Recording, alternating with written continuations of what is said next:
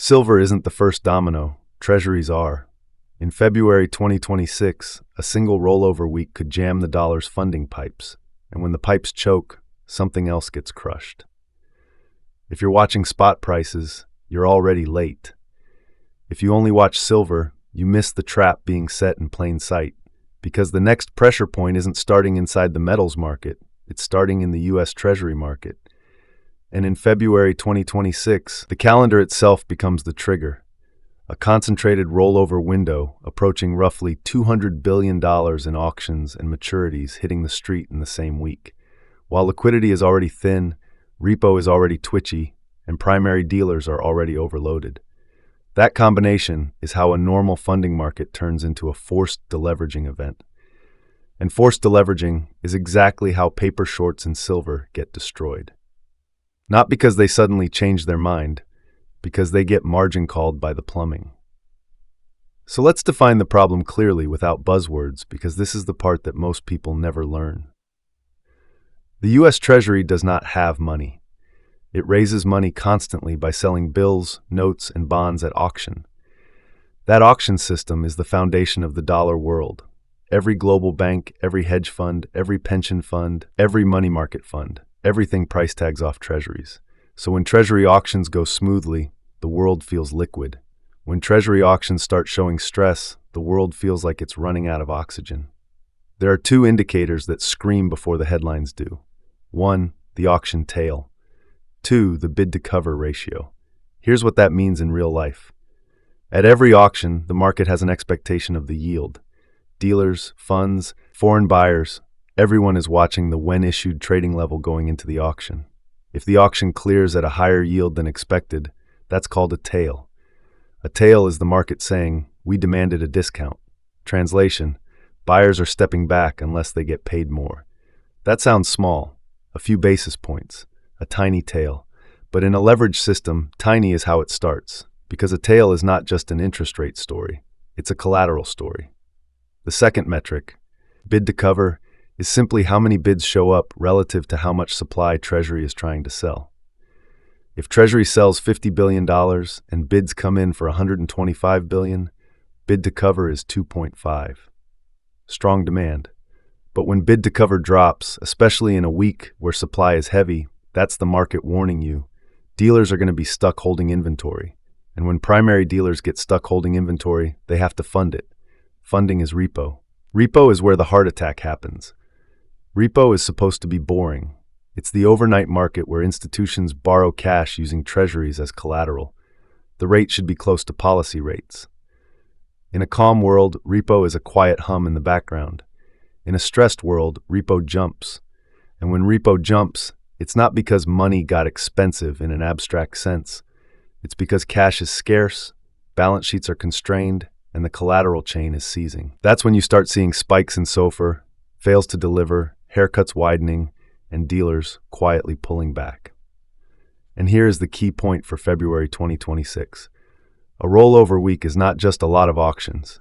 It's a concentrated requirement for cash and balance sheet at the exact same time, across the same set of institutions, using the same collateral. A $200 billion rollover window means hundreds of billions of dollars of old paper is maturing and must be replaced with new paper. Someone must absorb it, someone must fund it, someone must warehouse it if end buyers hesitate. And if demand is weak, if auctions tail and bid to cover deteriorates, then the system doesn't calmly reprice, it scrambles. So what does this have to do with silver? Everything. Because when the dollar funding system tightens, the first thing that happens is a collateral grab. Funds sell what they can sell. They reduce risk, they raise cash, they meet margin. And the paper metals complex, COMEX futures, OTC derivatives, unallocated claims, ETF share creation redemption mechanisms, sits right in the crossfire of collateral and margin. This is where people get it backwards. They think silver squeezes only happen when silver demand rises. But the violent moves happen when the paper system breaks correlation, when positions that were safe under normal liquidity become fatal under stressed liquidity. Here's the mechanism. Bullion banks and large speculators run complex books. They are not simply short silver or long silver. They are running spread trades, basis trades, options books, hedges against other rates products, FX exposure, and equity risk. They finance those books through the same funding channels tied to treasuries. When repo rates spike, their cost of carry jumps. Their collateral requirements change. Their VR models tighten. Their prime brokers demand more margin. Haircuts widen. And suddenly a paper short position that was comfortably financed at normal repo becomes a bleeding wound. That's when desks start buying back shorts, not because they believe in silver, but because they are defending their balance sheet. And if multiple desks do it at the same time, the exit door becomes too small. That's what a paper short squeeze actually is. Forced buying into a thin market at the worst possible time, under tightening collateral. Now layer in the most dangerous part. Price discovery for silver still happens primarily in paper, meaning you can see a paper price that looks contained, while physical premiums quietly detach underneath. That's the split. Paper can be bullied with leverage until leverage becomes the problem. And February 2026 is exactly the kind of calendar window where leverage becomes the problem, because Treasury rollovers pull on the entire dollar system simultaneously. Let me make this concrete. If auctions start tailing consistently into that week, it means end demand is weakening at the margin. If bid to cover slips, it means fewer real buyers are stepping up. That means primary dealers must take down more. Dealers taking down more means dealers must finance more. Financing more means repo demand rises. Repo demand rising means repo rates rise. Repo rates rising means every leverage player's funding cost rises and collateral stress increases. Collateral stress increases means margin calls spread across markets that seem unrelated. And that's where silver comes in. Because silver paper shorts are one of the most crowded, structurally protected trades in the commodity complex. Protected by liquidity, by roll mechanics, by cash settlement culture, by the assumption that there's always metal somewhere. But in a liquidity event, the protection flips into fragility. Why? Because the system isn't designed for everyone to demand safety at the same time. In a funding squeeze, everyone wants the same thing: cash and the highest quality collateral. Treasuries are supposed to be that collateral. So when treasuries themselves wobble at auction, you are watching the foundation crack. And when the foundation cracks, the paper claims stacked above it don't become safer. They become suspect. That is why in these windows, you often see bizarre market behavior. The dollar surges, risk assets dump, yields jump, and yet precious metals can whip violently in both directions, because the battle is not risk on versus risk off. The battle is liquidity versus survival. And survival means meeting margin today, not being right next quarter. So here's the problem definition for February 2026. We are walking into a known, scheduled stress test where Treasury supply and rollovers demand balance sheet capacity at scale. While the market is already fatigued, deficits are structural, and the marginal buyer is more price-sensitive than the headlines admit. If that week produces ugly auctions, tails, weak bid to cover, especially weak indirect bidding, then the repo market will feel it immediately. And if repo feels it, leverage books everywhere will be forced to adjust. That creates the conditions for a disorderly silver move, not because silver changed, but because funding did. Now, there's one more layer that makes this worse. The Treasury market doesn't just finance itself. It finances everything. Treasuries are posted as collateral for derivatives. Treasuries are used for secured borrowing. Treasuries sit in the middle of clearinghouses and margin frameworks. So when the Treasury market absorbs stress, clearinghouses respond by tightening requirements. Prime brokers respond by tightening requirements. Exchanges respond by tightening requirements. And that is when paper players in silver face a choice: add collateral or close the trade. If the trade is a short, closing the trade is buying, and buying into a stressed liquidity environment is how you get vertical candles. But notice the asymmetry. Physical silver doesn't have a margin call. Physical has a premium. When paper stress hits, physical tends to run away first through availability and premiums, even if the screen price tries to pretend everything is fine. That's why you can walk into a dealer and hear "no inventory" while your phone shows a nice, neat spot price. That gap is not a coincidence. That gap is the system confessing. So what should you be watching as February 2026 approaches? Not vibes, not rumors, not social media hopium. Watch the auction metrics. Tails and bid to cover, especially on the sizes that matter. Watch repo stress, SOFR behavior, sudden spikes, chatter about fails, unusual month-end or quarter-end tension. Watch dollar liquidity, the tone in funding markets, the spread behavior, the demand for cash collateral. Watch how fast conditions change around known calendar pressure points. Because the rollover week isn't a theory, it's a scheduled event. And in a system this leveraged, scheduled events are where accidents happen. The entire story can be summarized like this. When treasuries stop behaving like effortless collateral, the dollar system starts eating itself. And when the dollar system starts eating itself, paper silver shorts become collateral damage. That's the setup. Now we need to connect the dots. How exactly auction stress transmits into repo spikes, how repo spikes transmit into margin stress, and why silver is uniquely exposed compared to most other commodities. That's what we're going to build next. Here's the chain reaction in plain English. A weak treasury auction is not just a bad day for bonds. It's a warning that the biggest market on earth is demanding a higher yield to absorb supply. And when yields jump, the mark-to-market losses on existing treasury inventory hit immediately. Who holds the most treasury inventory, directly or indirectly? Primary dealers, banks, levered funds, and every institution using treasuries as collateral in the derivatives ecosystem. So the first domino is simple. Price down, yields up, losses appear. The second domino is where people panic, funding. Because treasuries aren't just investments, they're balance sheet fuel. They're the collateral you post to borrow cash. They're the good stuff you pledge to keep your leverage machine alive. When auction demand weakens, dealers often have to take down more bonds than they want. That increases their inventory, and higher inventory means more funding needs. That hits repo. Now imagine this is happening during a concentrated rollover window, February 2026, where a massive amount of paper has to be refinanced in a short time window. Roughly $200 billion doesn't roll by magic. It rolls because the system coughs up the cash and absorbs the supply. If cash is scarce at the margin, repo jumps. When repo jumps, haircuts widen. When haircuts widen, margin requirements effectively rise across the board, even if the official margin requirement headline doesn't change. That is where the squeeze begins. Because the real squeeze is not silver. The real squeeze is dollars.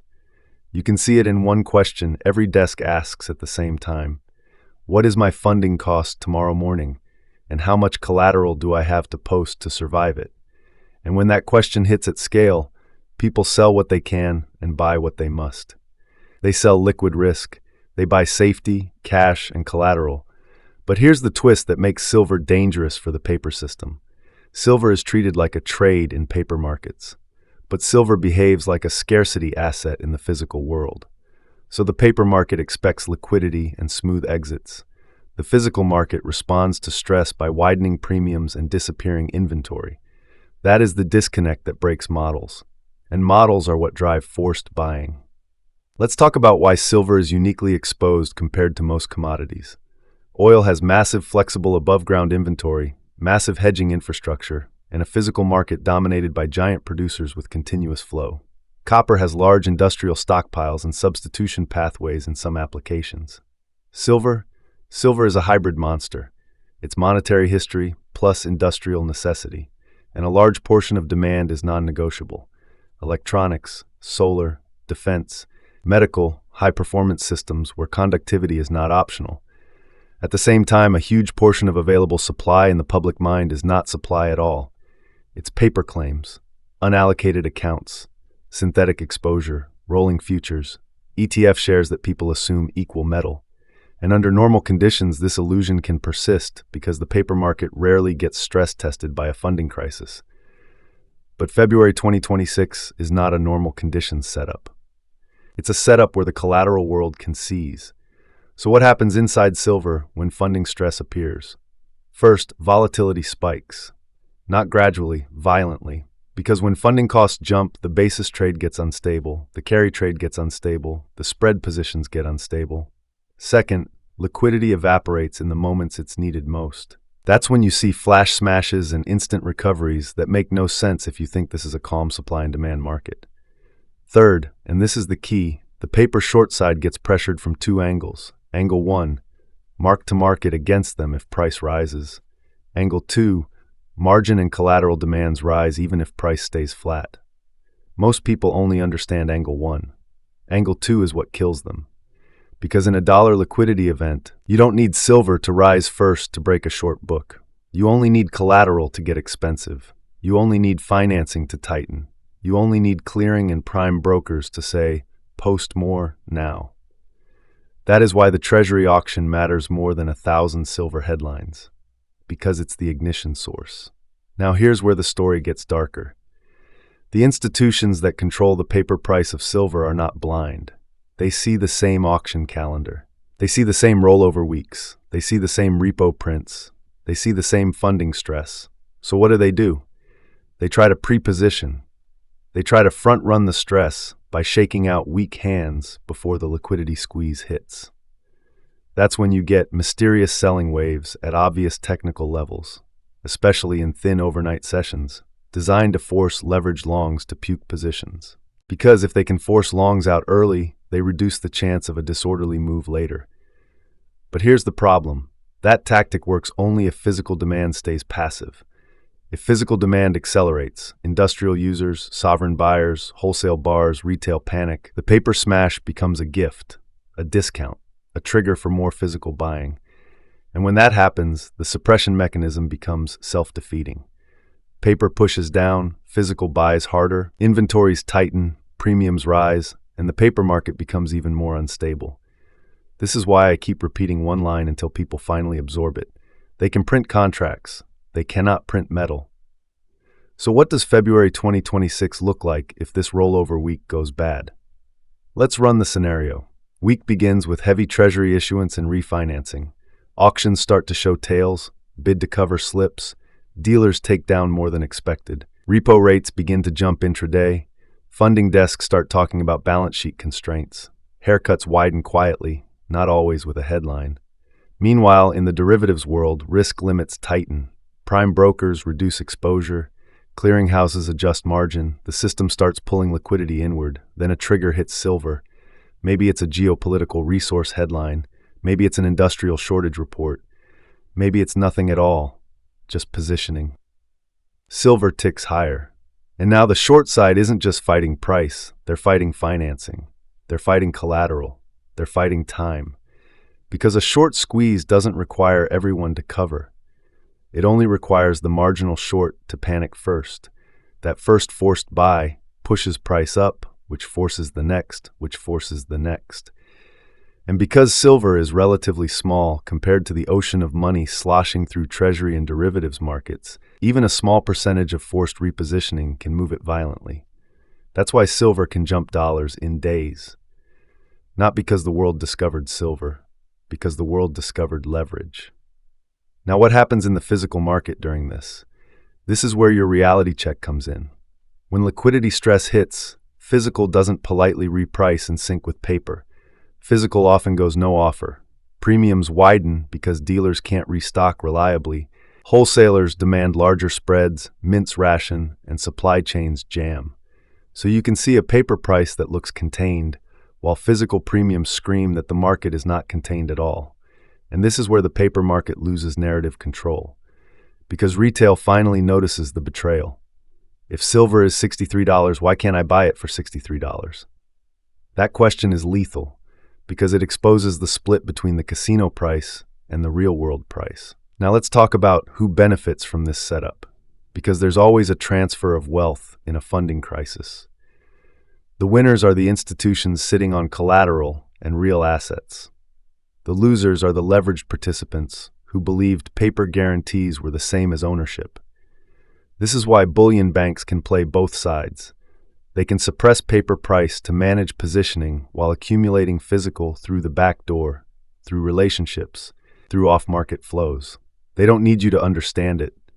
They need you to be confused. They need you to think the paper price is the truth. But the paper price is a policy tool until it isn't. And the moment it stops being a tool is the moment funding breaks.